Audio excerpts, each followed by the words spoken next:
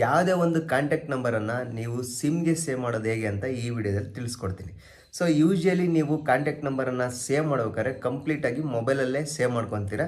Just ನೀವು dial ಮಾಡಿಬಿಟ್ಟು ಅದನ್ನು ಸೇವ್ ಆಪ್ಷನ್ ಕೊಟ್ಬಿಟ್ಟು ಸೊ ನೇಮನ್ನು ಟೈಪ್ ಮಾಡಿಬಿಟ್ಟು ಸೇವ್ ಮಾಡಿಬಿಡ್ತೀರ. ಅದು ಕಂಪ್ಲೀಟಾಗಿ ಮೊಬೈಲಲ್ಲಿ ಸೇವ್ ಆಗಿರುತ್ತೆ. ಅಕಸ್ಮಾತ್ ಫೋನ್ ಈಗ ಯೂಸ್ ಮಾಡ್ತಾ ಹಳೇದಾಯಿತು ಅಂದ್ಕೊಳ್ಳಿ. ಸೊ ಒಂದು 2-3 ವರ್ಷ ಫೋನ್ ಯೂಸ್ ಮಾಡಿರ್ತೀರ.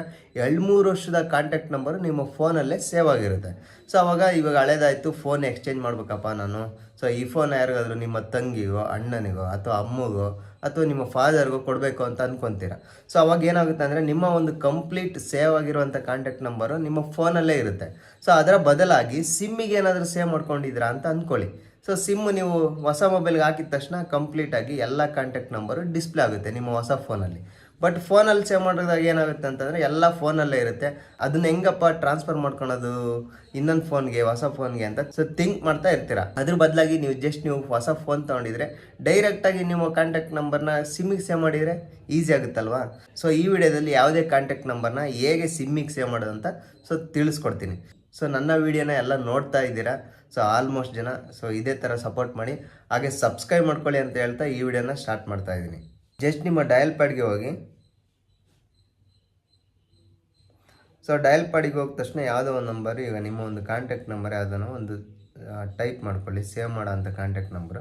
ಇಲ್ಲಿ ಕಾಣ್ತಾ ಇರ್ಬೋದು ನ್ಯೂ ಕಾಂಟ್ಯಾಕ್ಟ್ ಅಂತ ಇದೆ, ಅದ್ರ ಮೇಲೆ ಕ್ಲಿಕ್ ಮಾಡಿ. ಕ್ಲಿಕ್ ಮಾಡಿದ ತಕ್ಷಣ ಯೂಶ್ವಲಿ ನೀವೇನು ಮಾಡ್ತೀರಾ, ಇಲ್ಲಿ ನೇಮನ್ನು ಟೈಪ್ ಮಾಡಿಬಿಟ್ಟು ಮೇಲ್ಗಡೆ ಒಂದು ರೈಟ್ ಮಾರ್ಕ್ ಇದೆಯಲ್ಲ ಅದ್ರ ಮೇಲೆ ಕ್ಲಿಕ್ ಮಾಡ್ತೀರಾ. ಜಸ್ಟ್ ಅದು ಫೋನಲ್ಲಿ ಹೋಗಿ ಸೇವ್ ಆಗುತ್ತೆ. ಸೊ ನಾನಿವಾಗ ಸಿಮ್ಮಿಗೆ ಸೇವ್ ಮಾಡಬೇಕಲ್ವಾ. ಸೊ ಸಿಮ್ಮಿಗೆ ಸೇವ್ ಮಾಡಬೇಕಂದ್ರೆ ಕೆಳಗಡೆ ಸ್ಕ್ರೋಲ್ ಮಾಡಿ, ಕೆಳಗಡೆ ಕಾಣ್ತಾ ಇರ್ಬೋದು ಸೊ ಸೇವ್ ಟು ಜಿಮೇಲ್ ಅಂತ ಇದೆ. ಸೊ ಇಲ್ಲಿ ಎಕ್ಸ್ಪ್ಯಾಂಡ್ ಅಂತ ಇದೆ, ಕಾಣ್ತಾ ಇರ್ಬೋದು. ಎಕ್ಸ್ಪ್ಯಾಂಡ್ ಮೇಲೆ ಕ್ಲಿಕ್ ಮಾಡಿ. ಎಕ್ಸ್ಪ್ಯಾಂಡ್ ಮೇಲೆ ಕ್ಲಿಕ್ ಮಾಡಿದ ತಕ್ಷಣ ಕೆಳಗಡೆ ಇನ್ನೂ ಆಪ್ಷನ್ಸ್ ಎಲ್ಲ ಓಪನ್ ಆಗುತ್ತೆ. ಸೊ ಅಲ್ಲಿ ಮತ್ತೆ ಕೆಳಗಡೆ ಹೋಗಿ ಇಲ್ಲಿ ಕಾಣ್ತಾ ಇರ್ಬೋದು ಸೇವ್ ಟು ಜಿಮೇಲ್ ಇದೆಯಲ್ಲ ಅದ್ರ ಮೇಲೆ ಕ್ಲಿಕ್ ಮಾಡಿ. ಸೊ ಅದ್ರ ಮೇಲೆ ಕ್ಲಿಕ್ ಮಾಡಿದ ತಕ್ಷಣ ನಿಮ್ಮ ಒಂದು ಫೋನಲ್ಲಿ ಇರುವಂಥ ಜಿಮೇಲ್ ಐ ಡಿಗಳೆಲ್ಲ ಓಪನ್ ಆಗಿದೆ. ಕೆಳಗಡೆ ಕಾಣ್ತಾ ಇರ್ಬೋದು ಸಿಮ್ ಅಂತ ಇದೆ. ಸೊ ಸಿಮ್ಗೆ ಸೆಲೆಕ್ಟ್ ಮಾಡ್ಕೊಳ್ಳಿ. ಸೆಲೆಕ್ಟ್ ಮಾಡಿಕೊಂಡು ಸೊ ಬ್ಯಾಕ್ ಹೋಗಿದ ತಕ್ಷಣ ನಿಮಗೆ ಕಾಣ್ತಾ ಇರ್ಬೋದು ನೇಮ್ ಮಾತ್ರ ಕೇಳುತ್ತೆ. ಜಸ್ಟ್ ನೇಮ್ ಟೈಪ್ ಮಾಡಿ. ಇಲ್ಲಿ ಕಾಣ್ತಾ ಇರ್ಬೋದು ನನ್ನ ನೇಮನ್ನು ಟೈಪ್ ಮಾಡ್ತಾ ಇದ್ದೀನಿ. ಸೊ ಇದೇ ಥರ ನೀವು ಯಾವ ಕಾಂಟ್ಯಾಕ್ಟ್ ನಂಬರ್ ಸೇವ್ ಮಾಡ್ಕೋಬೇಕು ಅಂತ ಅಂದ್ಕೊಂಡಿದ್ದೀರ ಅವ್ರ ನೇಮನ್ನು ಸೇವ್ ಮಾಡ್ಕೊಳ್ಳಿ. ಸೊ ಅವ್ರ ನೇಮನ್ನು ಟೈಪ್ ಮಾಡಿ. ಮೇಲ್ಗಡೆ ಕಾಣ್ತಾ ಇರ್ಬೋದು ರೈಟ್ ಮಾರ್ಕ್ ಇದೆಯಲ್ಲ ಅದ್ರ ಮೇಲೆ ಕ್ಲಿಕ್ ಮಾಡಿ. ಸೊ ಕಾಣ್ತಾ ಇರ್ಬೋದು ಕಾಂಟ್ಯಾಕ್ಟ್ ಸೇವ್ಡ್ ಅಂತ ಬಂತು. ಸೊ ಈಗ ಕಾಣ್ತಾ ಇದೆಯಾ ಹರೀಶ್ ಟೆಕ್ ಇನ್ ಕನ್ನಡ ಅಂತ ಇದೆ. ಸೊ ಈಗ ಸೇವ್ ಮಾಡಿದ್ನಲ್ವ ಅದನ್ನು ಸರ್ಚ್ ಮಾಡಿ ಒಂದ್ಸಲ. ಇಲ್ಲಿ ಕಾಣ್ತಾ ಇರ್ಬೋದು. ಸೊ ಸರ್ಚ್ ಮಾಡಿದ ತಕ್ಷಣ ನಿಮಗೆ ಕಾಣ್ತಾ ಇರ್ಬೋದು ಸೊ ಆ ಕಾಂಟ್ಯಾಕ್ಟ್ ನಂಬರ್ ಇಲ್ಲಿ ಡಿಸ್ಪ್ಲೇ ಆಗಿದೆ.